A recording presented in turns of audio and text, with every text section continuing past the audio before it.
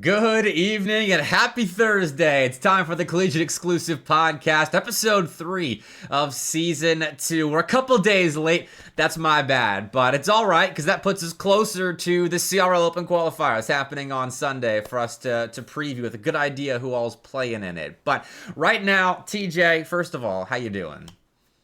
I'm doing wonderful. Literally fresh out of class. You couldn't get me any sooner. So I'm just glad that with, Bepic here is taking on a new job. I'll let you talk about it if you want to, but we're both getting very busy very quickly. So in the meantime, just glad we can still make these episodes happen. Yeah, I've been streaming a lot recently. Pretty much everyone in the chat probably already knows about the coffee shop manager job that I'm working now. But that doesn't mean I'm not going to be traveling to LANS. We got several coming up this semester to keep an eye on. No real developments for a lot of the LANs except for the TCS Tri-Cities Slam LAN. Those qualifiers wrapped up. Queen City Clash wrapped up as well. So we'll be going over all of that in a little bit. But we do have CRL to talk about. And as it stands, the brackets are not out, but we can have a look at the teams that are competing. Right now there are 212, so it's 4 pools of potential qualifying teams. So about 53 teams per pool at the moment. I expect that to get up around 64, honestly, as we get closer. Oh, no, wait, registration's closed, isn't it? It closed. Yeah. Closed yesterday, so never mind. Yeah, 53 teams per pool, and that is final. 2 teams qualify there, and once I do some cropping, TJ, I'll have all the teams up on screen because there are some notable absences. Well, I mean, and we're going to talk a lot about those teams and the effect they're going to have on the rest of the bracket. I mean, I've even been talking to a lot of my friends on teams in the top 32 and the top 16 who are now, I mean, really seeing mental changes in their team dynamics now that some of these contending teams are going to be gone. Now, granted, for those of you who are not familiar with who those teams are going to be, it's a lot of the Power Esports Conference teams because they are all actually going to be in Hawaii. And then there is also we're going to be missing Davenport Red and Akron Gold. We're going to be missing both the B teams. Akron Blue will still be competing. Davenport main team will still be competing, but we're going to be missing those 2 alongside the Power Esports teams. But it's a lot of big names that are going to be missing. Yeah, and that's product of the delayed announcement for CRL, and we've talked about that. Plenty. That's honestly the biggest negative of this new revamped format, the new and improved format for Collegiate Rocket League. But we've still got some heavy hitters that will be competing. I mean, St. Clair Green is in here. This isn't the main Maryville team, but Maryville is here as well. Who else we got? There's the Akron Blue roster. I actually didn't catch why Akron Gold is gone. Do you know why they're not playing, TJ? I had originally thought it was because of the LAN event that Davenport was competing in, but if that is not true, then I am going to follow up with my sources right now. So you're going to have to give me a second. All right, that's cool. Because I know Davenport Red, they play in the GLIAC. It's and which I don't think that would be the same conference that Akron competes in, but you never know in esports who's competing in what. But you've also got George Mason up in here, definitely a potential contender. LCU, we actually get to watch play because I don't know what Lubbock Christian's playing in right now. I can pull up my my spreadsheet to make certain. They've got NACE, but I don't think they've played any real series in NACE quite yet. Ole Miss looking good recently as well. A strong end of the fall, good start to the spring as well. There's Davenport Black. Watched them last night play in the NECC. Got the Concord boys. Should be a shoe-in right up there with Maryville and St. Clair. And then Oklahoma Christian, Wichita State. Now this is a team that I am excited to watch, TJ, because they got to prove some stuff. They like to talk. I mean, we love Boone, love Knight. Knight is as humble as they come. Boone is not, and that's not a bad thing. I really do love the kid to death. But also, they've had some major roster changes that I think came with a lot of higher expectations that they haven't been able to really meet, even though this team does get invited to LANs. This team does get invited to show themselves. Yeah. Unfortunately, they just haven't seemed to find the room just yet. Also, I will very quickly correct. Akron Gold actually will be able to make the time, and will make it in time for Qualifier 1. So all 3 Akron teams will be represented. The only kind of like Northeastern teams, I guess, that we're going to be missing in terms of non-Power Esports Conference is Davenport Red. All right. Yeah, that makes sense. And I have heard as well that Baylor does intend to play. But real quick on the Wichita State point, Aqua Exo will be in the starting lineup now. I don't think this is a correction that we've gone through yet with regards to our roster conversation, but Wichita State have given that third starting spot to Aqua Exo over Mason. Boone was telling me that Aqua Exo's B+, Mason's B, and they also just like what they're seeing out of Aqua Exo. And so he'll be playing alongside Boone and Knight right there. And so small change for Wichita State, but they still got to prove themselves because that core of Boone and Knight still need to show us some real results. But we got Fisher Navy too. I'm excited to see what comes out of Fisher Navy because that's 2/3 of the last semester's Fisher roster plus Tallybird, who is the highest ranked player on that team. So yeah, they lose Royales, but they could still maybe pull some upsets in the best of 3 section, maybe a couple of best of 5s here and there. Columbia, though. I mean, we've talked about this Kazi move, TJ, but it's time for them to prove it because I don't think they played but one of the CRL Opens last semester, and now they get a real shot to take some big scalps. And this is also probably the most talented Columbia roster ever since Cam led this team to a big win about, what was that, 3 years ago? Something like that. So I'm really excited to see Columbia potentially back on top, especially representing kind of I don't want to say like the West/North, like whatever you want to call them. Like they represent a very minor region that doesn't seem to have too many wins. And Missouri, like with all due respect to Missouri, as in the major university, they haven't had a lot of success either in many years. So I'll call them the West just for the sake of it. I'm really excited to see how they get to represent not only that entire side of CRL, but also with a new look roster. And then I'll add on to Fisher Navy as well. That's my boy Pedro. That's Press, who's going to be coaching that team. I think this is the most talented team that he has been able to work with in a CRL standpoint, normally because he always works under Stolen, who coaches the main Fisher team. So I really do think that there's a lot top to bottom that this team is going to surprise many players, and I'm really intrigued to see how they perform. West Virginia up here as well. Cumberland, I think, kind of pushing themselves back into contention with a couple of big wins recently. Indiana could be a sleeper team too. And we've got a ton of teams actually. I'm gonna keep going through this a little bit faster. Here's the main Fisher roster. We got University of Georgia back there. Hold on, there they are, right next to Maryville. 2 top teams in the brackets. Excited to watch deep runs from both these guys, but Maryville.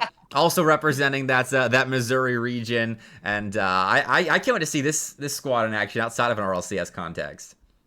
Yeah, I forgot they're in St. Louis. I'm not gonna lie. So I guess my point about Missouri, you can just forget I said that. But no, Maryville absolutely should be a shoo-in, not only to potentially be the best team coming out of this weekend, but I think at the bare minimum they're gonna look top 3. I'd be shocked if they drop a game. Okay, well, hopefully someone steps up and contests them, but they probably are going to be the top seed. And we don't know who the seeding committee is made up of completely, but we'll see how they end up seeding. Leslie here, Bruton, Parker, Orange in this conversation too. Good teams that in bracket play. I'm excited to watch. We always get a couple of squads that'll usually pop up out of nowhere and make a couple of deep runs, and these brackets just are kind of made for that. Like it's a Sunday early afternoon on Sunday, and you've got squads that are hungry and grinding that you may not really know about. Cleveland State probably in that conversation. St. Clair Gold not really in that conversation of not knowing about them, because you definitely should at this point. But I think that's a squad that really should be making some runs here. I mean, you could go on and on and on about the teams who are going to be top 32, top 48 contenders. Like, losers bracket is going to be absolutely miserable for everybody involved. But there's also some teams who don't really showcase their talents that often who are going to get to play. And I'm glad you clicked on them at the given moment. So you pass Northern Illinois, the main team with Hawk, Storm, and Hertz. That team is going to be really fun to watch. But then also you pull up what the most obvious pick here. The Tennessee retirement home roster who took down Northwood in a best of 3.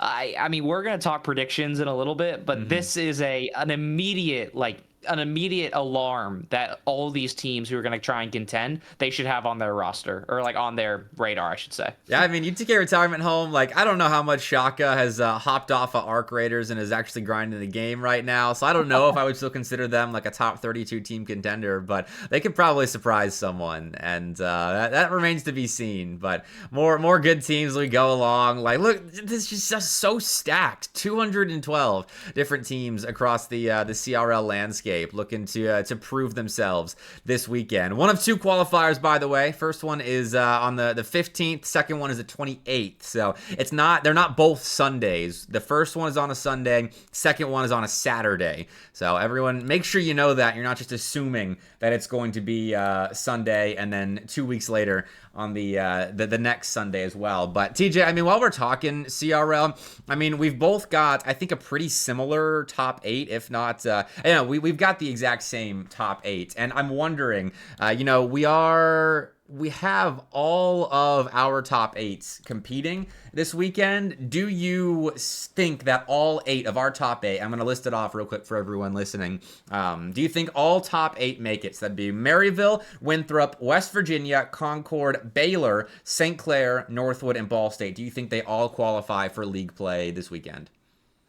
I don't see a world where these teams struggle. I mean, now granted, there is a few new look faces that I think I'm a little concerned about. Like, for example, is there a world where maybe a new look Ball State tumbles for one series, or maybe a new look St. Clair struggles for a series? I think those are conversations you can have. I would even go as far to say that if Northwood has Tennessee in their bracket, they're not locked in at all either.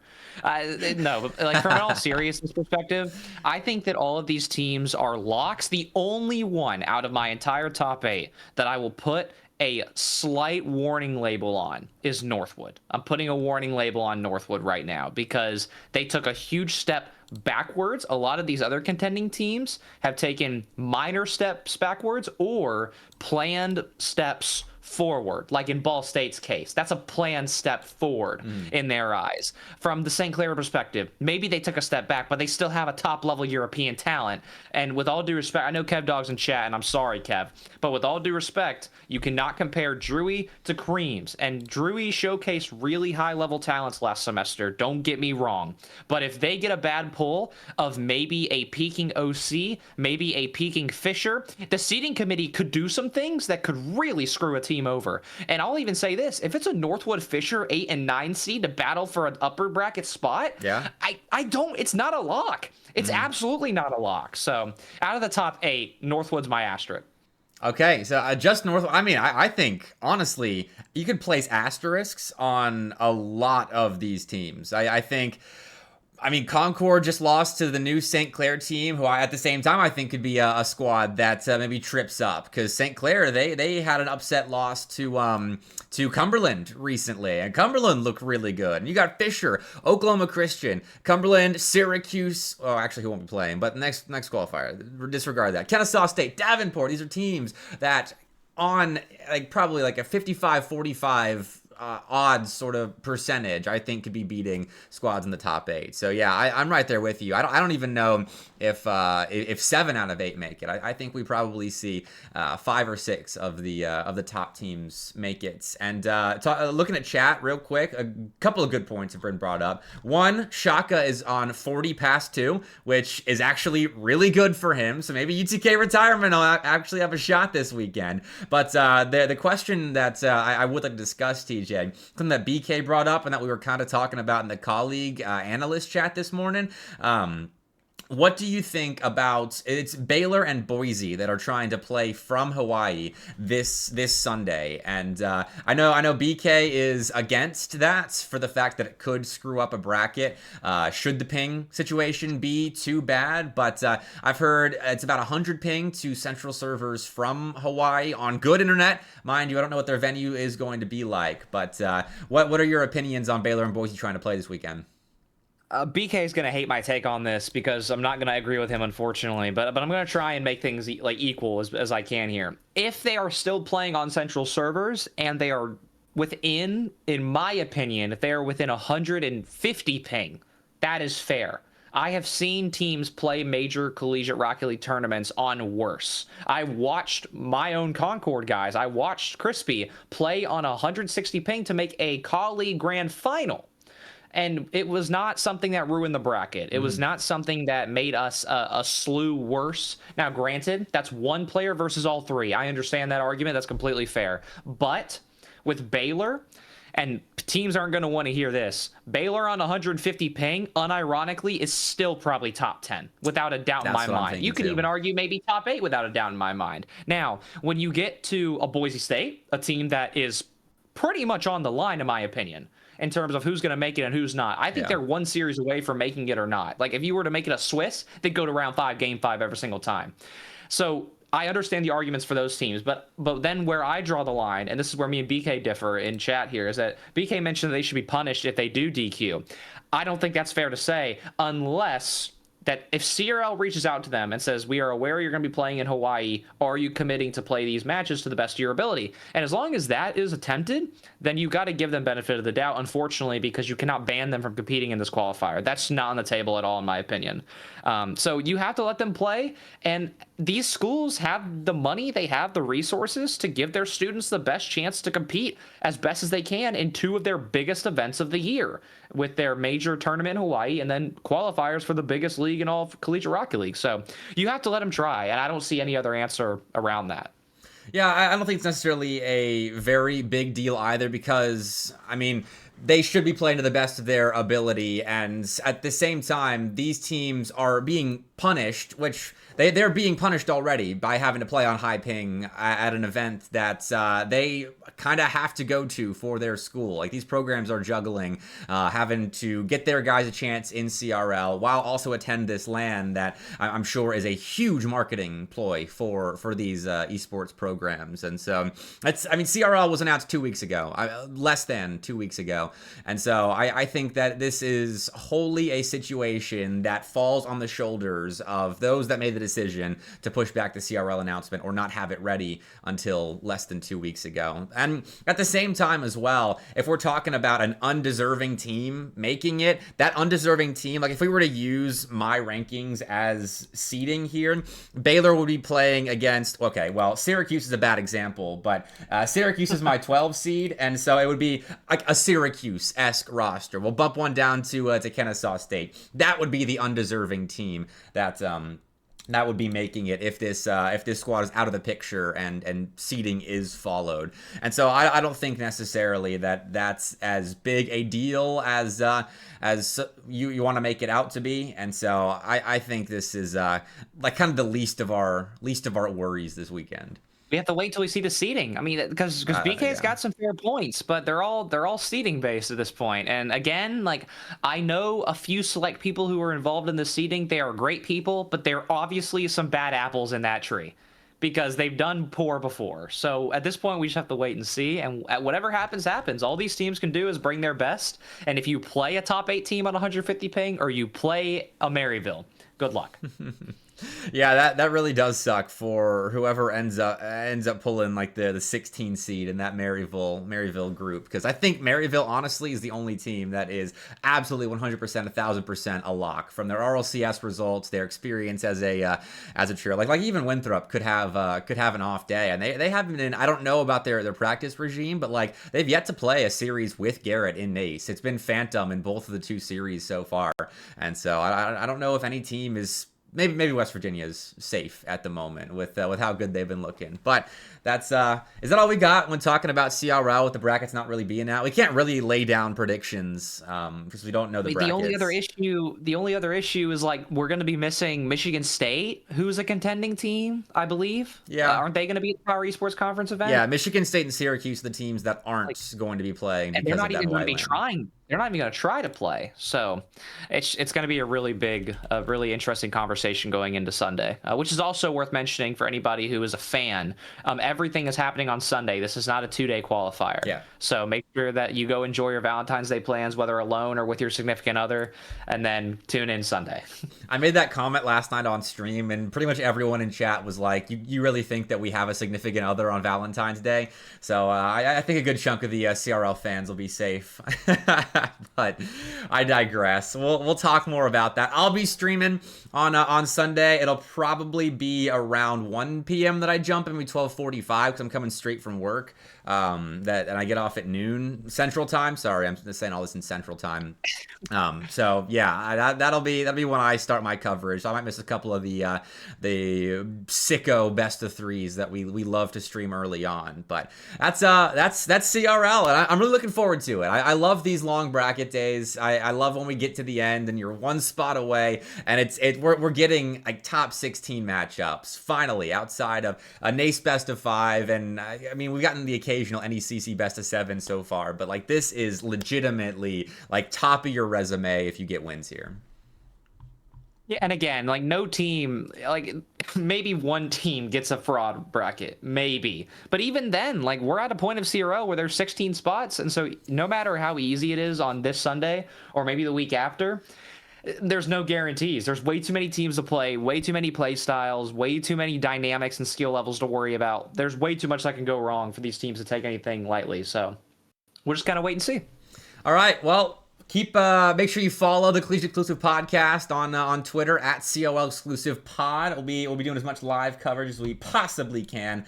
As I was doing some live coverage last night, and TJ, I don't know if you got to catch it, but we had ourselves a pretty big primetime matchup on Wednesday Night Lights yesterday. Davenport and Leslie. They go all 7 games, and it's going to be a terrible crop as per the norm. But look at them right in the middle. Leslie Davenport. Whoa. This was the series of the night. Davenport goes up 3-1 against Leslie here. And look at these game scores, by the way. Davenport was playing all-out aggression. It was absurd how forward all 3 of them were playing constantly. And through these first 4 games, they were essentially, Leslie was only essentially scoring when Davenport would get too aggressive and give up an open net or a strong counterattack to the Lynx. And then next 3 games, Collat and the boys go absolutely nuclear. They start defending the Davenport passing plays and mechanical solo plays from Cam and Brock, and they go on a tear themselves. It was an unbelievable best of 7. They come back from being 3-1 down, and these 3 freshmen, dude, they beat my number 11 team in CRL. I mean, Leslie have always in NECC had a great run. I mean, even they beat Northwood even last semester. Yeah, so that was their only win. That was their only win. Well, even with and without NECC, they've had good results. And I think one of the biggest what ifs of last semester was Leslie having to leave DreamHack Atlanta early. Yeah. Like that was a huge what if in terms of how they would have potentially performed in that event. Because we know if they play as good as this, for example, they can win LANs. They can really make a name for themselves. And who knows if maybe we start to find a new maybe LAN dominant or offline dominant team. And granted, NECC always provides pretty much everything and anything you could ever wish for outside of Northwood winning the grand final every time. But also for Davenport Black, this continues to raise question marks about this roster. I don't know if Shane is with this roster, so that means I don't know if they have a coach anymore. I don't know exactly what's going on with this team. He is. He's there, but he's busy, I might add. He's not like as active as he used to be. Yeah, so I'm going to be the first one to say this. Like, okay, Brock, that's a homie of mine. Love Brock to death. But also, ever since they've made roster changes, they brought Byra in to the mix, they have taken a slight step back. And then even when they had this roster of 3 who has now been grinding together for a full year, I haven't seen them move any further. Or sorry, Bolty, I apologize, not Byra. I haven't seen this roster move any further up or down their power ranking. Like, they always seem to sit right in the top 15, just barely sometimes. Like, and that's not what this program should be. Davenport has 2 extremely talented players. Now, granted, I don't know if they're grinding that much, but I'll also say this. If Shane's not in the mix, Cam, as a leader, as a captain, there's questions there. Brock, no major team leading experience, even though he's an incredible dude. I haven't seen him coach or lead a team. And then Bolty is the newest face, and Bolty isn't at a rank X level yet. I think he can get there, but he's still a little ways there. So for Davenport, there's 1,000 question marks. And against a team like Leslie, who even though they are incredible, on paper, you should never lose to this team. 3-1 with the lead, 7-1 in game 5. It's humiliating. It was rough in coming back when Davenport stopped finding the success that they had early on against Leslie. But they did come out and kind of disrespect Leslie. And it was working at the start. But then, that's why we play best of sevens. This is why I love best of sevens for these league play formats. Is because Leslie had time to adjust to what Davenport was doing and show that they were the deeper team once you got further and further into that series. And so shout out to Leslie, really, most of all. Like, those guys are an electrifying trio to watch, and the fact that they're all three freshmen is a very cool story. And they also in their victory tweet afterwards, they used my rankings in calling out themselves, number 26 beating number 11. So I also love them for that. But we also have other pretty big time NECC matchups that happened yesterday. Concord and St. Clair ended up playing, and this wasn't on the mainstream. They had a banger Winthrop Academy versus Bruton Parker Academy series that won all 7 games on the mainstream at this time. But look at this, St. Clair Green. They go, and I'll spoil the NACE segment. They go and lose in 5 games to Cumberland the day prior, and then they come back and they beat Concord in 6 in the NECC here.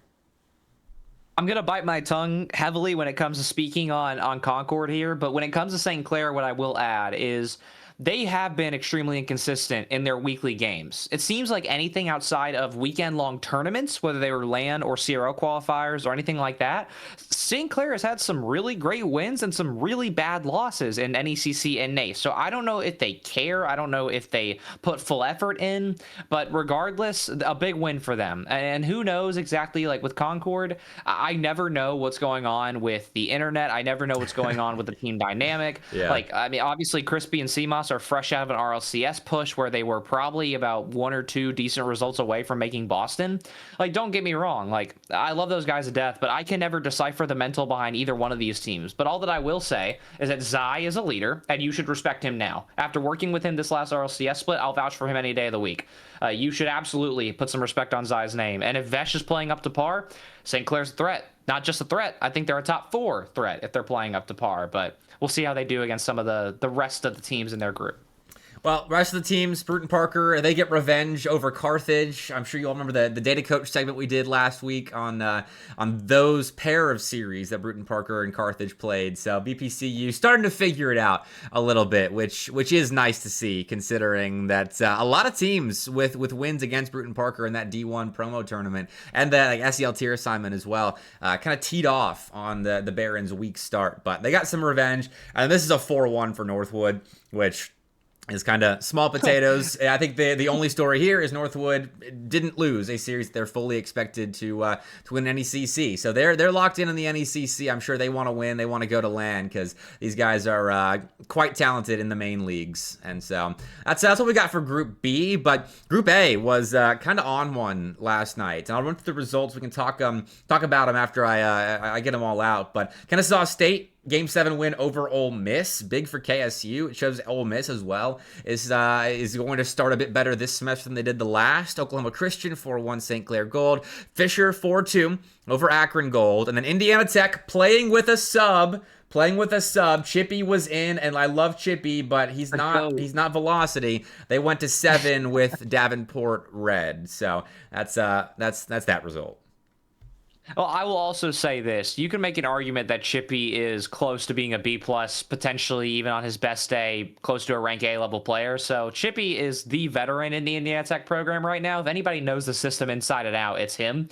So of all the subs, I won't call him a super sub, but you know, he's a really talented player. So I'm happy they ended up getting out of that one. Also, Ole Miss and Kennesaw, I mean, in terms of NECC Div 1, I really hate that I don't have a better term for this, but like they're going to have a mid-off every single time. They're both really talented teams, but when it comes to power rankings within NECC, these are teams that are kind of gatekeeping the middle of both groups right now, I would say, especially when playoffs roll around. I put my money on that. But for Kennesaw, that's a really big win because Kennesaw, unlike Ole Miss, plays with different rosters in different leagues. So they're not consistently getting those reps together against these high-level teams. Like Dylan plays for them in the SEL and Flitz doesn't play, versus where NECC, we actually get the full roster. So just the fact that they can have those inconsistencies and still find a win at any cost, that's the bar for them. So I'm glad they can still meet that. Other two results I'd say are fairly expected.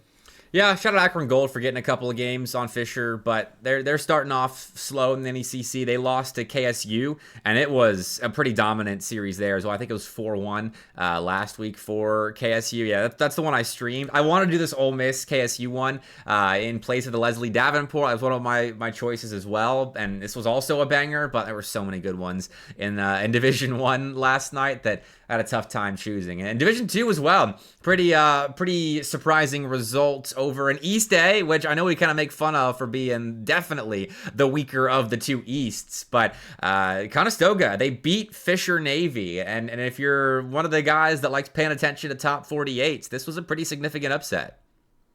I think this is also, I haven't seen this result. I apologize for not knowing about this when I was talking about Fisher Navy earlier, but I think this is a pretty bad blow to this team as well. Like, I mean, I'll argue on paper, like, because I always like bringing that up before we get into the nitty gritty. Like, there isn't a world where this Fisher team should lose to Conestoga. And granted, you can even see it in some of the tallies here. Like, even in the goal counts, like Fisher, a dominant 4-1. This is game 2 there, correct? Yeah, 2 4-1s in a row to start.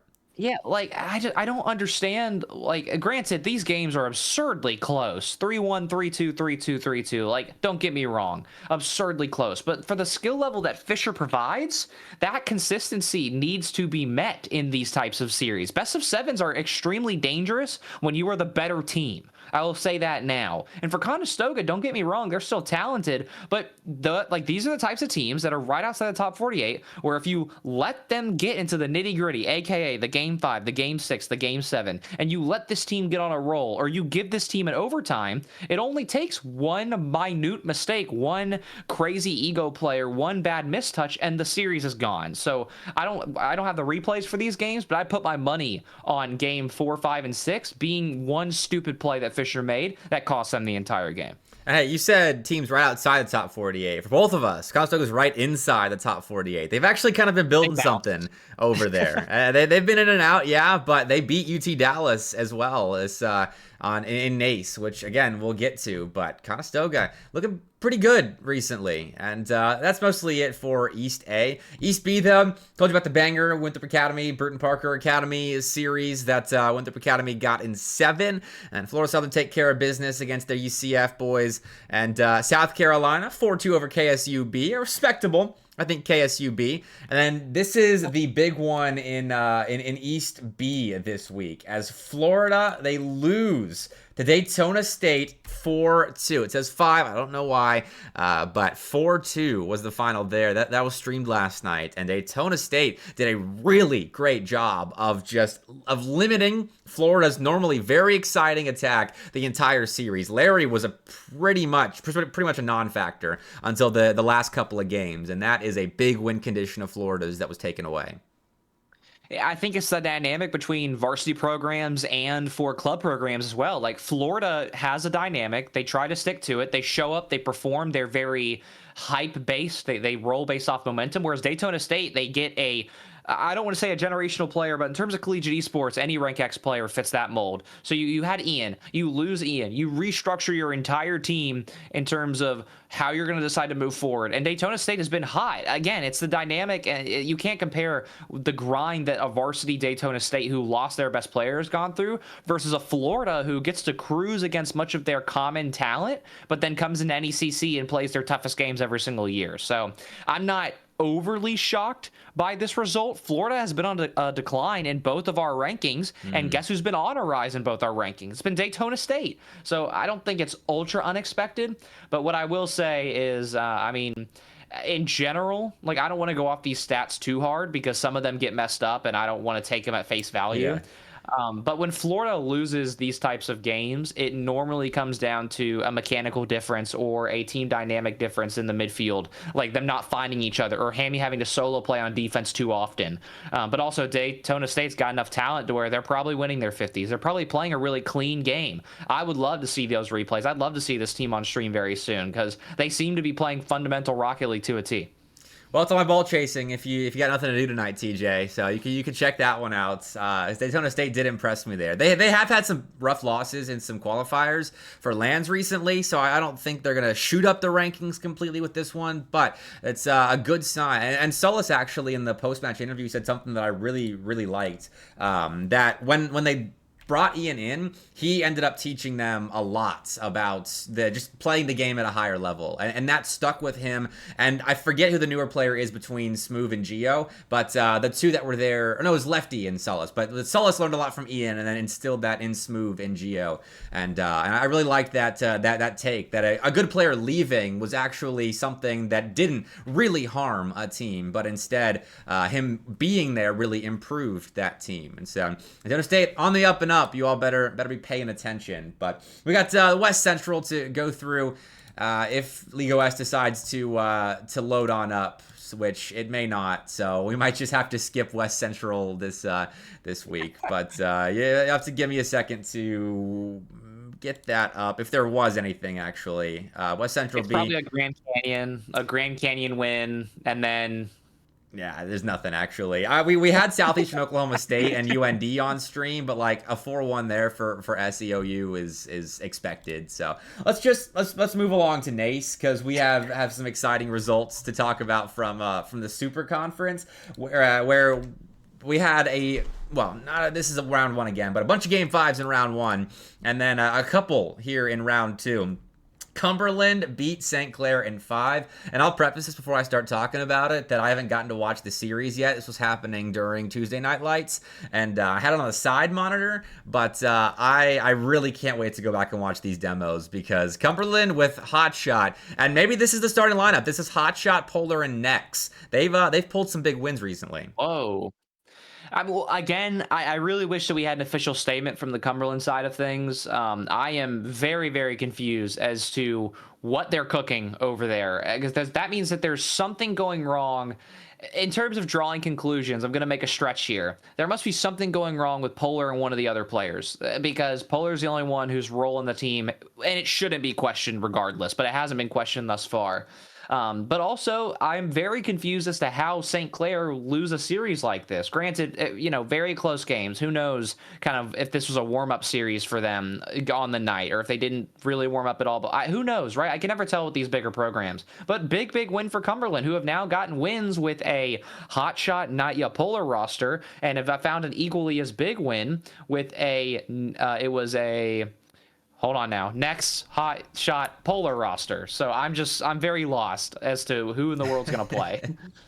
Yeah, I still don't know what is really going on in the Cumberland camp at the moment. But hey, if they're getting wins, I'm not going to question things. Like Claypool can run his program however he wants as long as they get wins, and that's kind of been the MO of Cumberland since their inception at the top of esports, even before that and building up to that point. But another series to point out real quick. I'm not gonna recrop these. I'll just have to listen and take my word for it. But this is Winthrop losing to Akron Blue in Game 5, and once again, Phantom is subbed in for Garrett G. We've yet to see Garrett G play in NACE. He's not commuting early on in the semester like he was last semester to play NACE with Winthrop. So we still don't know what Winthrop look like, but they keep losing in Game 5 with Phantom, which shows they're competitive with Phantom, but still not a result that, honestly, I would read too much into. And then this is West Virginia versus Bruton Parker. It was a 3-0, but a close 3-0, if I recall correctly.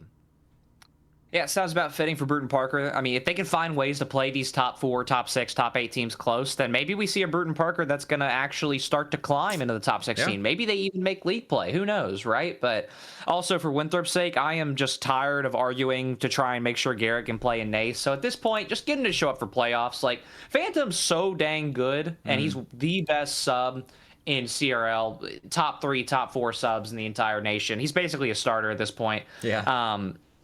He's going to get them to playoffs. I'm not worried about that. He'll get them a seed that's doable. For the love of God, just get Garrett to show up for playoffs. I mean, Winthrop can and should be winning, or at least making a final. And if we don't get a Winthrop-Baylor-Garrett final, I'm going to be pretty upset. we'll have to save that for maybe a CRL semifinal or something like that. But it could happen in NACE too. We'll see. But over in the other divisions of NACE, I'm going to scroll through real quick off screen because there were a bunch of the matchups supposed to be in this round that got rescheduled to other weeks. But we had, okay, actually I've got one. This was a kind of funny one actually. James Madison versus Fisher. And what you want to call this Fisher team, I'll let you decide. It's Stolen, Elixir, and Justice. And they win. Man. So that's Elixir from somewhere in the Fisher program? Because they don't have a C team, do they? Not that I'm aware of. They do have a C team, yes. Well, okay. Well, that's really confusing. Well, you know what? The fact that Stolen is still SSL, good for him. Because honestly, I didn't even know he was still grinding like that. Yeah, obviously the big thing in the room is Elixir's GC1. But also, I'll say this: like, I think what's pretty unfortunate is that Justice is probably 2v1 or 1v2ing many of these plays. Like, I really love this James Madison team, but I don't think any one of those players can hold a candle to Justice 9 times out of 10. So unfortunately, I mean, that's granted very close series. I mean, reverse sweep would have been crazy from Gad and them, but yeah, that's one of the Fisher rosters of all time. That's for sure. And I this actually kind of implores me to look at the other rounds to see if Fisher have played with this team before, because oh no, they got a forfeit win. See if they checked in. Okay, everyone's checked in here. Yeah, all right. So I don't know if that's gonna be their roster for the Fisher College RL team in NACE this semester, but I saw that result. I was like, okay, Fisher went to 5 with James Madison. What's going on here? And then it's the A-team coach, one of the A-team players, and a registered GC1. That's a fun little Rocket League moment there. But there was also Conestoga versus UT Dallas, which we don't have to pull up, but game 5 win for Conestoga. There's a reverse sweep attempt by Zora, and they were down by 1, I think, on 0 seconds. UTD was in game 3, and they end up scoring, pushing it to game 5, and then losing, unfortunately, which is so UT Dallas. I can't imagine the emotions after that one. But Conestoga picking up a good win. Yeah, I mean, the good news for UT Dallas is for your power ranking and your season's sake, a loss to Conestoga is not the worst thing in the world. So, I mean, and Zora also said they went up in game 5 in your chat. So, you know what? They're making the right plays. Like, they're really talented. They're doing what they need to do. Just got to get it over the line. And I think, like, the UTD has been together for so long. Like, they're not the team putting in 90, 100 past 2, and I'm not saying they should be. But once this team gets back into the rhythm of the spring semester, I have no worries about where UTD is going to be. So a loss of Conestoga isn't the end of the world. It's not going to hurt them in the long run. They should be just fine. Yeah, and game 5 loss, not a big deal. But also shout out to him for going to Cumberland next semester for his graduate degree. So we'll be seeing him change schools, but still stay in a competitive program, which is very exciting. So congrats to you, Zora. Looking forward to watching you in the next stage, but we'll talk more about that over the summer. Right now, moving along to the other Alphabet Soup leagues. I'm gonna start in PEC because we actually had a ranked matchup, and I don't know why this didn't get reported on League OS, but it was a 3-0 or 3-1 for Baylor. I forget which one it was, but pretty commanding. I think Michigan State, if they did win a game, it was game 3. But now I watched this on stream, like on a side monitor while watching other broadcasts. So Baylor, another win in the PEC. They are undefeated, I think, to no one's surprise.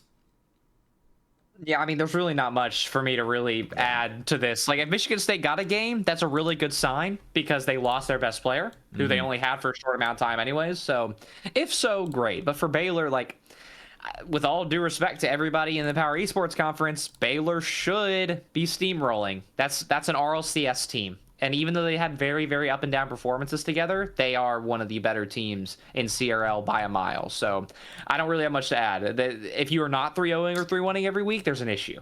It was a 3-0. I guess I just positively imagined the Michigan State game. But here are the the scores. Shout out to Pac-Man for putting these in a ball chasing folder. But all 1-goal games. Should add all 1-goal games.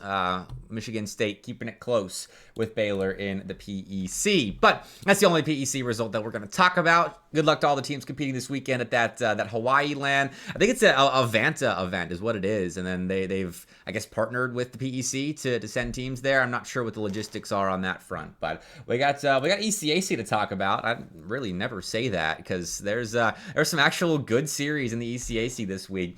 Or this past week, rather, as Bruton Parker, we'll talk about that in a second, but Ball State Black and Akron Gold, all 7 games, TJ, battle of the B teams, and Ball State Black come out on top here. I'm sure BK is going to have a field day talking about this result. I mean, there was a lot of questions we asked ourselves regarding with both these teams making big moves where they both get players from the A team and they bring them down to their B team rosters. What result comes out of it?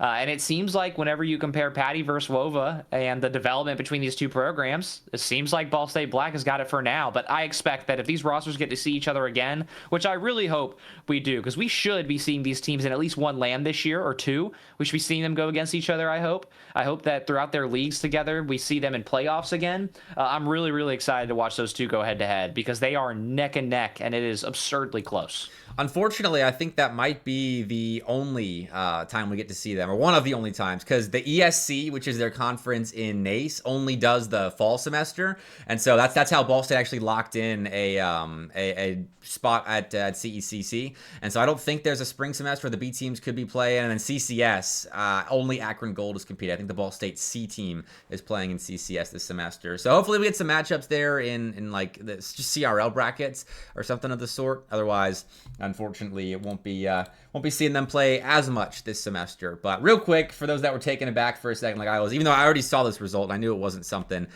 This is the Fisher C team, the aforementioned Fisher C team. TJ, that's got swept by Bruton Parker. I wish we could label our teams properly, but just click on the series, I guess.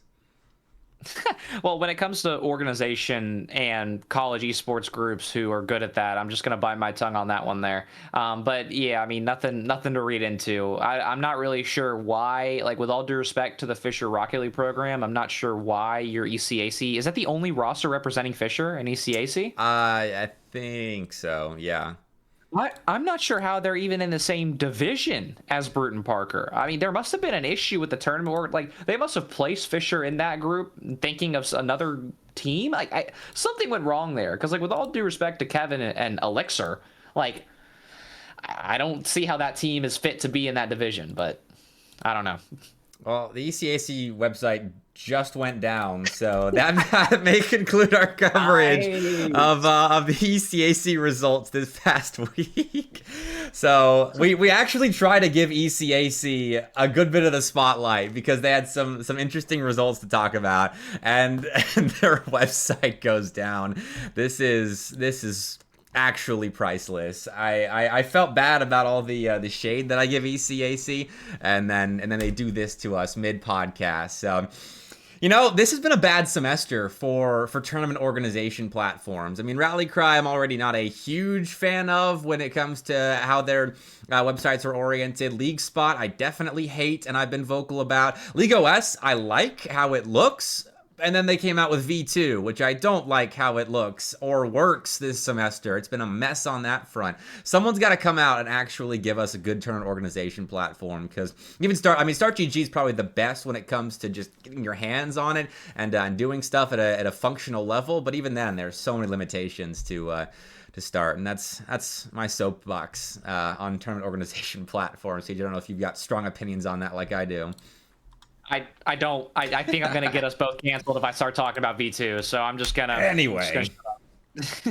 Albright and KSUB 3-0 here, and Kennesaw State B, I was actually kind of getting excited about. They've been playing some close series with top 48 teams. They were like my number 49 in my rankings this week, but they got smoked by Albright here, who, I'm hoping that Albright continue their form from fall. This is an optimistic result for me, because they should be blowing out a KSU B team if they're going to be contending with the top 32 like they were during their fall CRL runs. But PCL is the only league that Albright's playing in, so unfortunately we don't get to watch them actually play any good series until later on in the season. I'll check on their group real quick to see who their best series might be against. But I'm excited about this Albright team. When I watched them, I think they beat Akron Gold on my stream in a CRL brackets. They are a fun squad to watch. Very speedy, and the fact that they've got more experience under their belts as a trio now, I think they're going to be a team to watch out for outside of PCL, because their highest quality series are going to be Northwood, Cincinnati, and RIT. Yeah, I mean, and I'll say this, if my notes are correct, I believe that Albright roster is pretty young. I believe they are all freshmen or sophomores. No, I forget which one it is, if it's Froze or Frost, but he played at Seton Hall for a couple of years back when Seton Hall was good. And so he's got experience. I forget which one, but I think the other two are young. That's what I'm thinking, because Flo is somebody who I recognize personally, and that's one player that I can speak on, playing with and against in ranked. Very talented. Like you mentioned, very quick, very fast player. And the reason why I was bringing up the age group difference is because if they play with that kind of, I don't want to say rambunctious because that's corny, if they play with this careless style, it would make sense. But maybe they have a perfect combination of older fundamentals and that new gen Epic Games launcher play style. So fair play to Albright, defending their spot in the top 48 pretty comfortably there. I mean, those scores were pretty nuts. I'm not, I wish Dylan was here to provide some extra context on that one, but that's a tough loss. I mean, KSUB has always been kind of up and down, but we'll see if they can keep going up. But Froze is the ex-Seton Hall player. Shout out Oace for the trivia right there. But those are all the notable results. Shout out ECAC for cutting us short right there, but is what it is. Let's talk LAN coverage, because the Tri-Cities Slam LAN qualifiers have gone on. I think we haven't actually covered any of the qualifiers on stream when it comes to results, because last Tuesday was the first one. That would have been right after our last recording. So let's run through the quals real quick. Shout out the teams that did end up making it to Tri-Cities, being hosted by East Tennessee State in Johnson City, and that'll be coming up in about 3 weeks or so. It's that first weekend of March. So that's coming up quick, but Concord will be there, confirmed, not playing under the Concord banner. I don't know what their name will have to be on LAN, I don't think this name's going to be allowed. But they ended up making it. A little bit of trolling against James Madison, but hey, that's what they do. They play some extra games of Rocket League. And then Winthrop Academy, they made it as well through the upper bracket here. Indiana Tech made it, and Bruton Parker qualified. First four through to TCS. Well, I'll say this first as well. I mean, knowing Jeff and how great that ETSU and how much fun that the program has, I actually think Concord probably will get to be represented. You think so? They can't be Concord, so that's already off the table. Don't get me started on that. But I don't think I think they're going to get away with this name, and I think they're unironically going to win the event under this name. I'm going to say that now. Now, we're going to talk about the other teams who made it, and so we're going to get there. I think the biggest issue that I have with Qual 1 is James Madison. They play a Concord that starts trolling. They almost get it done in Game 3. Then they go down to losers. Go Game 5 Bruton Parker JV. Beat that team. Barely. So they won 2 in a row to get out of that series alive. And then they get not just Game 5 again with Florida. Bepic, they got reverse swept by Florida. This was the biggest heartbreak of the entire night. I watched this live, and it was so sad. Yeah, I thought they were gonna make it, and then Florida just that one little spark lit the Gators on fire. But this was a crazy conclusion to the bracket, because Game 5 up here, Winthrop Academy in Florida, I streamed that one, and then they come down here, Game 5 with Northeastern. James Madison goes to 5, and they go to Game 5. Well, Conestoga's in Game 5 with UTD JV, who went on a run from the first round of the lower bracket. UTD JV actually kind of a legit threat to some of these teams. Yeah. Like Conestoga was kind of fortunate to get out of that series, the ETD JV. So shout out to the boys over there. They were one game away from qualifying in Qual 1, but Florida and Conestoga are the other two teams that make it through Qual 1. You want me to move on? TJ, you got more thoughts on the first qual? Very two quick things, because we have 2 more quals to go through. Biggest disappointments coming out of this specific qualifier. Georgia State Oklahoma. No idea what happened to those two teams. They also had beef in the Discord for a little bit, so that was really funny to watch. Those two were easily the biggest kind of negatives coming out of this event. Also, a positive that we didn't get to talk about, Northeastern had a fairly decent showing. Yeah. Harlequin has rebuilt that roster around him, and I played them. They're decent. Now, granted, I don't think they're the Game 5 Florida type of decent. They're good, but Florida must have had a really weird night that night going double Game 5, or triple Game 5s, I should say. But Northeastern, a positive. Oklahoma, Georgia State, big negatives.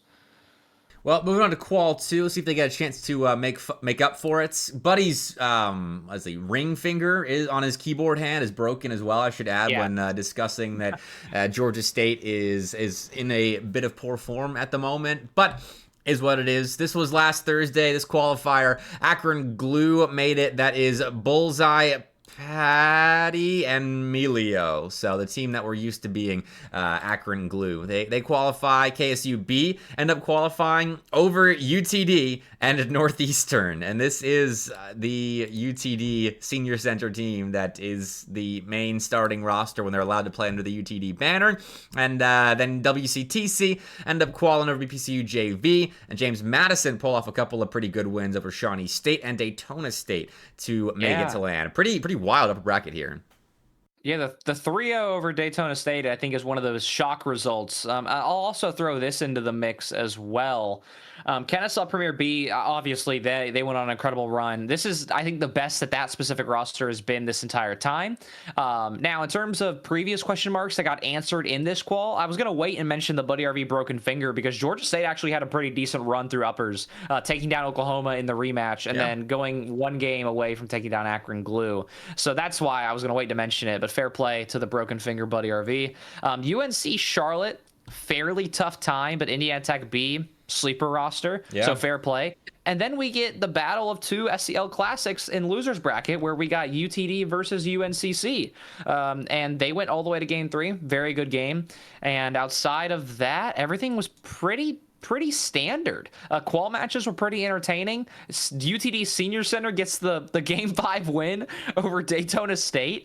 Like, unexpected, in my opinion, game there. And then Georgia State makes a run all the way through losers, even taking down Bruton Parker JV. So, huge bounce back for the Panthers. And then, I'm not going to lie, Northeastern, in my opinion, got a pretty open run, got a pretty lucky losers bracket. But granted, the reason why they got this, in my opinion, both UTA and UTD JV lost way too early, in my opinion. Lost to CSUN for UTD JV, who was on a tear last qual, and then Kaiser gets the win over UTA, who was not playing well last qual, and then picked it up just to lose to Shawnee. So very odd top 48 type of event right here. I mean, on paper, though, like beating UNCC, that's a good win for Northeastern. On paper, beating Shawnee State is a good win, but these teams have been looking a little bit down to start spring compared to what we saw from them last semester. But it's worth noting as well, Zora reminded me of this. This is not the Kennesaw State B team. They've got TNT playing in place of Clixie here. So just note that as well when looking at this pair of results for UT Dallas and Northeastern. But we'll move along to Qual 3. Shout out to UTD, Northeastern, WCTC, James Madison, KSUB with TNT, and Akron Glue for making it. And then going over to the third qualifier, things got crazy in lowers because we had a lot of extra series to play. But this qual had Fisher and Oklahoma Christian, and they had 0 issues qualifying for LAN. Daytona State also made it with a fairly easy run, getting through Clemson and Shawnee State. And CSUN actually ended up qualifying through Texas Tech, Indiana, with a sub in place of Coda, which is the big asterisk there. But still, a good win for CSUN with the 3-0, and they'll be heading to LAN. Well, and I can add some context for Indiana as well. So one of my good friends who is on the Indiana team, that would be, well, really all of them are really great, but MST is a good friend of mine. I talked with him the night of when registration was supposed to close. Indiana failed to register for Queen City Clash, a LAN that they would have for certain been a top 3 seed at once they qualified. They wouldn't have dropped a game, in my opinion. And they unfortunately did not sign up for it, completely messed up the start GG there. And then I told them, well, there's at least another event you could try and qual for. So then they reach out to Nutty and ETSU. They get registered, and then they get upset by CSUN. And again, you mentioned with a sub, but like Indiana went through the ringer in the span of 1 week, and they now miss out on both LANs in the same time period. So that storyline really, really stinks. Well, the lower bracket, some more positivity for UTD JV especially. They end up qualifying, going through the Indiana team without Coda. They beat Clemson as well, Kentucky, and then Indiana Tech B to make it here to the Tri-Cities Slam LAN. So shout out to both UTD teams that'll be making it. And Zora, if you're still in chat, can I show on stream the logo that you're trying to use, because Dallas isn't paying for the UTD squads to go to this LAN, but they're still planning on going. And Zora put together a really nice logo. So I'll show that in a second, TJ, if you want to give me your reactions to the top side of the bracket where stuff really got bloody.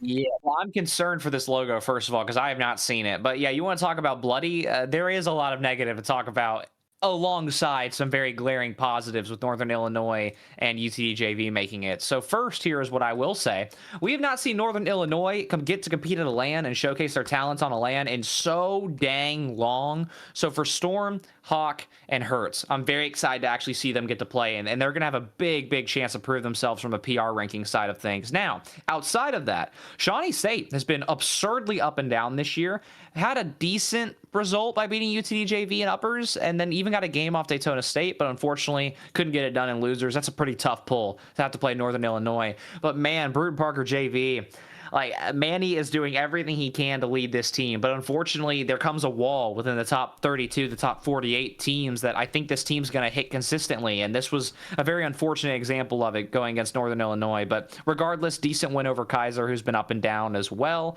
And then, of course, UTD JV, a very good run. That Clemson team is not easy to play. They find a way to scrape wins out of nowhere. And it was a best of 3. So for UTD JV, really big test there. And then Indiana, clean sweep, or not a clean sweep because obviously the games were close, but like 3-0, a seemingly clean sweep over a very talented Indiana team. Again, even with a sub, that's a very tough win to get. And then Indiana Tech B, I think one of the bigger sleeper rosters in the scene right now, especially in terms of the top 48, another so UTD JV on fire. I believe they're the only school who's sending 2 teams to this LAN, and they deserve it. I mean, what a spin for UTD JV. This is a level of program dominance and highlight that I don't think we've gotten to see out of them in a little bit. So really excited for both those Rocket League teams to be together. Well, hold on. There's another school that's sending 2 teams, because after these 2 series were played, the final spot was filled with a tiebreaker match between Bruton Parker JV and Indiana Tech's B team. And Bruton Parker JV ended up winning that and going to LAN over Indiana Tech. Yeah, so they got the last spot there, and so it's 2 schools. It's Bruton Parker and UT Dallas, who are going to be rocking with this logo at the LAN. They are going to be UT didn't get funding, and so they don't have money as indicated by the logo. I think most B teams get burned at the stake for this. I'm not gonna lie. So you know what, Zora? I hope this gets approved, and I hope you guys get the. You know what? Make T-shirts with this logo if you really want to go the extra mile. I mean, if you want to show the school, they got to support their students. More power to you, dude. I'll be a spokesperson right next to y'all. That's hilarious. I love that. That's really art. That's big art right there. Did it get approved? I was looking in chat to see if they confirmed it. Come on, Jeff. I hope that gets approved by the UT Dallas program, but still fantastic logo, and that is the TCS Qual LAN. Okay, he's not gotten a response yet on whether it's approved or not, so we're all gonna cross our fingers for you, Zora, because I think everyone wants to see that logo on LAN. But there are There is another LAN happening, Queen City Clash. We just talked about that. We're gonna run through the qualifier results here because it's not quite as big a LAN as TCS is, both with prize pool and with quality teams, which kind of go hand in hand. But still, some notable names that will be attending. Bruton Parker is right up there. Got Purdue that qualified. UTK retirement home. They're QCC legends. Those boys. I think Joe Bro's been to probably the last 4 QCCs. I think every single one in his collegiate career. So they'll be headed there. Indiana Tech B beat Shawnee State. Again, Shawnee State, really, really rough stretch at the moment. They can't beat any teams either inside or on the fringe of the top 48 at the moment. And you got Bruton Parker JV down here. UCF getting a win, I guess a forfeit win. And then KSUB make it, and UCF Academy make it. So some decent names here. Yeah, well, and also Shaka has also let us know that Tennessee is 3-0 at QCC. Now, granted, I will say this. I think this right here will be Tennessee's hardest QCC, because even though Queen City Clash is always a really good top 48, top 32-ish LAN, they are a really good B-tier event for this side of CRL. This is not going to be a freebie. I mean, there's some sleeper rosters in the mix of things, not to mention, like, there is a Purdue who had a pretty decent bracket in Qualifier 1, but didn't really drop a single. Yeah, they actually really only dropped 1 game at the very beginning. Indiana Tech B, I'm going to talk highly on that roster until they start getting consistently upset. Not to also mention that in Qualifier 2 and 3, there's some other sleeper rosters, but here I'll finish up real quick with Qual 1.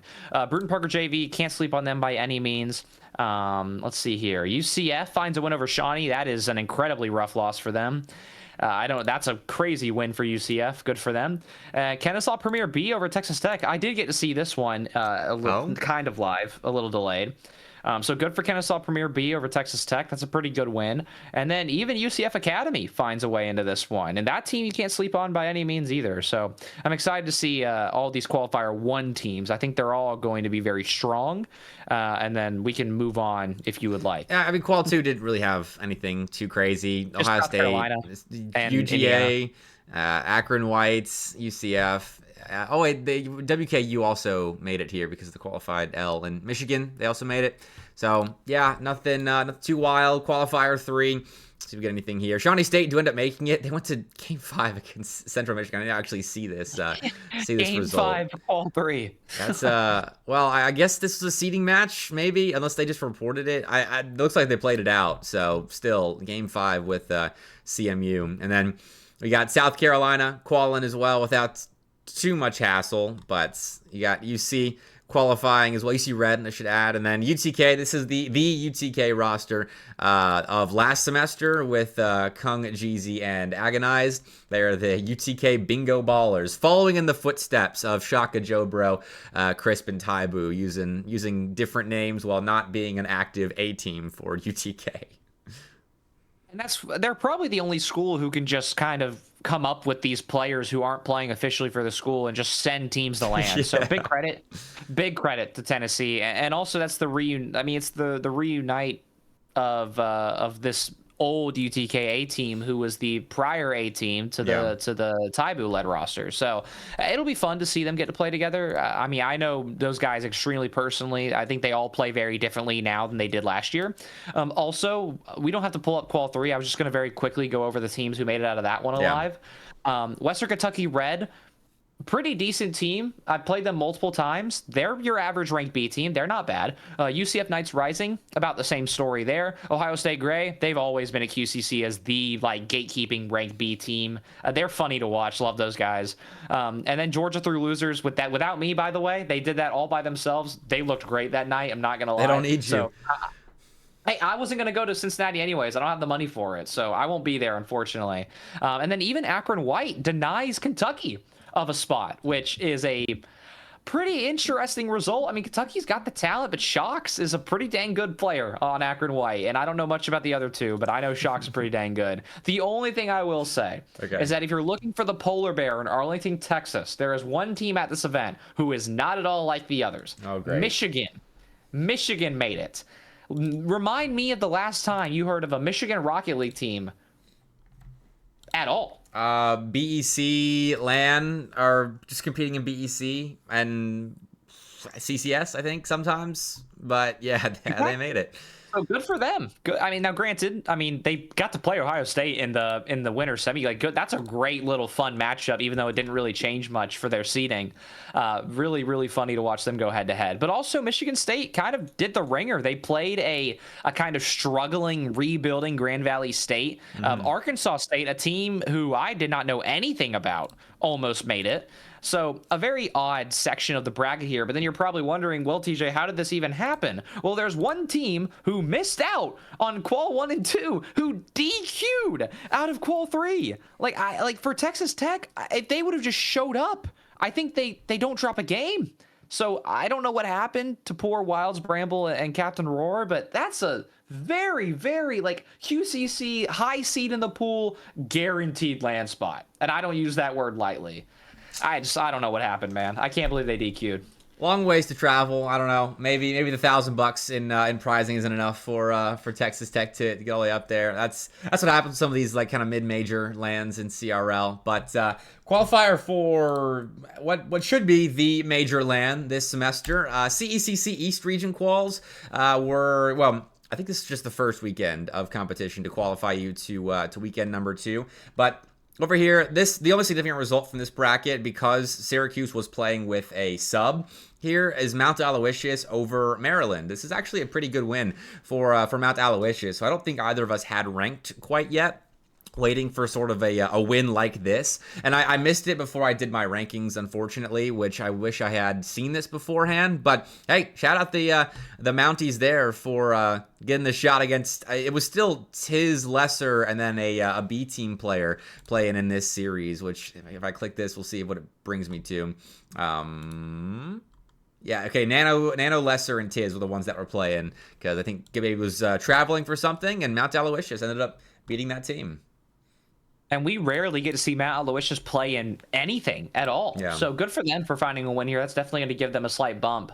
But also, I'll say this as well. Granted, the skill level that is on that Aloysius team, Syracuse, given the amount that they talk and the amount that they play and the amount that they perform, even with a sub, which Nano's a decent player, by the way, and he's your average rank B, kind of lowest cell type of player. He's good.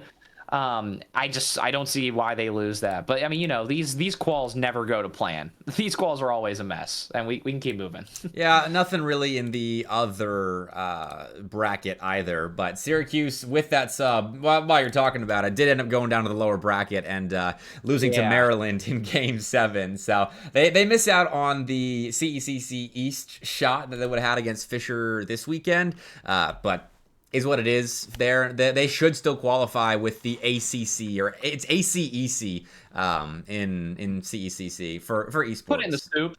Put it in the soup. Well, I mean, it's the ACC Traditional Sports Conference tournament that CECC hosts for ACC teams. It was, I think Pitt got the bid last year, so I think Syracuse will be playing in it this year, if I were to guess. But yeah, the East Region qualifier, I'm going to see if I can find if they've got the bracket out for this weekend, because it's going to be like Fisher, Leslie, Maryland, and Mount Aloysius competing in that bracket. But it's not out yet, so we'll cover it. And it's not this weekend either. It's February 21st and 22nd. Sorry about that. There's 2 weeks in between. So yeah, I just wanted to keep you all updated on all of that. But I think it's time to get to our accolades of the week, TJ. If you've got some you want to distribute, I know I do. We've been skipping. I did update mine. Okay. Well, I know we've missed out on the last couple weeks of accolades. We've had busy shows prior to this week, so I think it's time, with the season back in full swing, to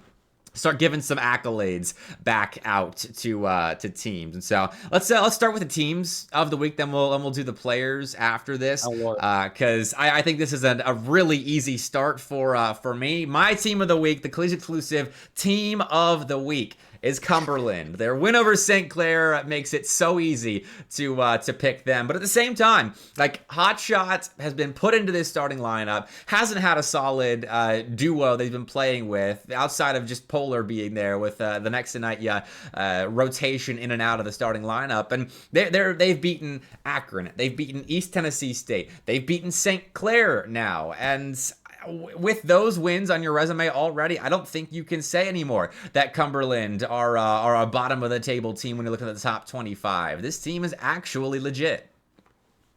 And I'll add on to that with my player, just because obviously they will go hand in hand, and then we'll circle back. The easiest pick I've had in a long time for player of the week is Hotshot. We both had pretty big question marks. I know that my question marks were a little bigger than yours regarding how this team would play. How would they look? Now, granted, I say it with a grain of salt because they do still have a long way to go. They still have to actually figure out who's going to play. Then they have to adapt to style, all in time to qualify for CRL and then actually thrive and survive in CRL. No guarantees there, but Hotshot is my Season 2 for the very first time in Season 2. My player of the week. Extremely deserved. Again, had huge question marks, but he has really stepped up to the plate. Yeah, and then player of the week, I'm going to do two. I'm gonna add one at the last second here because I put my player of the week down when we were still planning on recording on Tuesday after his NECC performance on the mainstream in Game 7, put up 4 goals to pull his team back from a 3-0 deficit at the start of a Game 7. That's Larry. And then he struggled a bit on my stream last night in the NECC, and so it's he's not the player of the week for his Daytona State performance, but against Florida Southern, he went off in Game 7. Watched that on stream on Monday. And man, that was an insane Larry performance. Lit a fire and was hitting some bangers to it. The series-winning goal was him like catching the ball with forward momentum and hitting a double tap at lightning fast pace, nailing the top right corner where it was unsavable for the FSC defense. That's in Game 7 to win it at the very end of regulation. So shout out Larry, and I'm gonna shout out Collat as well for his performance last night against Davenport. Normally it's Swaz we'll be talking about on the Leslie side, but Collat was the superstar yesterday. Swaz was still doing a lot in terms of facilitating and finding demos. Really selfless, talented player. But everyone on Leslie was having their moment with the demos, and Collat had the most moments on the ball, scoring electrifying goals for Leslie. So shout out to him and Larry, my 2 CEP players of the week. All right, well, here we go. Buckle in for this one. All right. So this is more of a prediction and a team of the week. And I'm getting this on the record now because whenever Sunday rolls around, with all the teams missing out, with all the teams who are going to be only showing up for qualifier 2, there is one team with the skill level I still believe to this day could make a big run. And it is February 12th. At 6 o'clock Eastern time, let it be known that I am predicting Tennessee Retirement Home. Not only is my team of the week for their obvious performances, getting back into the mix, getting back qualified for LAN events, but also I think they're going to make the top 16. I will stand on it right now. They're going to make the cut, and I think they can do it in losers of Qual 1. So getting that down on paper, live on the stream right now, that's about as credible as a prediction as you're going to get from me. The UTK Retirement Home, my team of the week. So you're saying they make top 16 of league play, or do you mean they make the top 16 of this qualifier being like one series short? I'll clarify. So it is February 12th at 6 o'clock. Okay. UTK Retirement Home makes CRL league play. That is where I'm going. Not top 16 of the qualifier. They're going to make it into league play. All right. Sounds good. You heard it here first, everybody. Let's see if that happens. The scenes that would mean one of like Davenport, Indiana Tech, Akron, Boise, George Mason, that kind of pool of teams wouldn't make it. Like that's my 14 through 18 right now. And so UTK Retirement Home would pop up over it. And TJ's dropped the mic and just completely lost his camera feed. So we've lost TJ. He's made his soothsaying prediction that UTK Retirement Home is going to make it to the CRL and just completely left the podcast. So good luck, Shaka. You got some work to do this weekend. I totally forgot to even change the scene. TJ, are you still there? All right, we just lost TJ. All right, well, we were going to do rankings at this point in the show, but once again, we might actually have the podcast end because of technical difficulties. Last week, my my hard drive was filling up, and so my hard drive filled up, and so technical difficulties caused Discord to lag out and my stream to start buffering. And so we're just gonna can it now. If you want my top 48, I did a stream on it on Monday. I'm gonna post my revised list on Sunday before the CRL big bracket comes out. Colleague should also be doing a poll this weekend, so I'll post my list that I submit for that. So you'll have a chance to see our top 48s for sure. But final 0 second of the podcast. Throw them up real quick. Well, they're not fully edited from last night's results, so I'm not gonna put them up yet because I don't want them to be taken out of context because they're not fully edited. I didn't have time to fully change them and look at all the results from last night. So it's like Monday's list mishmashed with Tuesday, Wednesday, Thursday results. So we'll come back to it. Don't worry. KSUB though is still number 49 for me, Dylan. I don't know if you guys have cracked into the top 48 just yet, but hey, maybe next week. We'll see what happens in CRL on Sunday. I'll be streaming it. Make sure you follow. Make sure you have notifications on. I try to have fun with my my stream notifications, so you're in for a treat if you do. But that'll do it for the 3rd episode of Season 2 of the Collegiate Exclusive Podcast. As always, thank you to all of you fantastic people that tuned in tonight. Shout out my co-host TJ, who has finally been engulfed by the void that's been creeping up on him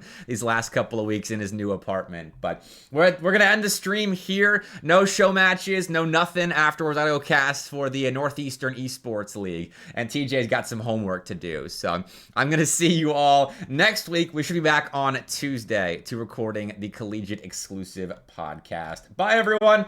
Have a good night.